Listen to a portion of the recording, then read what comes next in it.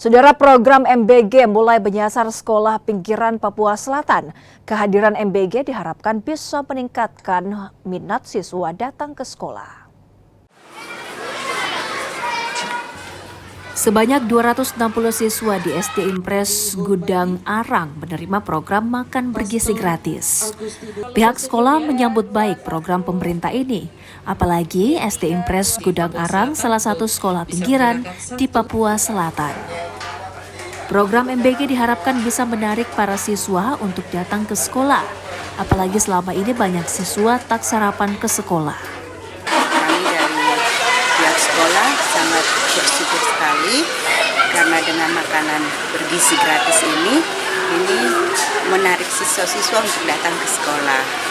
Karena pada umumnya kami selalu perhatikan anak-anak itu sebagian besar kalau datang dengan perut yang kosong. Senang sekali, suka sekali. Nasi, ayam, susu, sama buah, sama sayuran. Pihak sekolah berharap program MBG dapat terus berkesinambungan dan menjadi salah satu alasan semangat bagi para siswa untuk datang ke sekolah. Tim Liputan Kompas TV Merauke, Papua Selatan.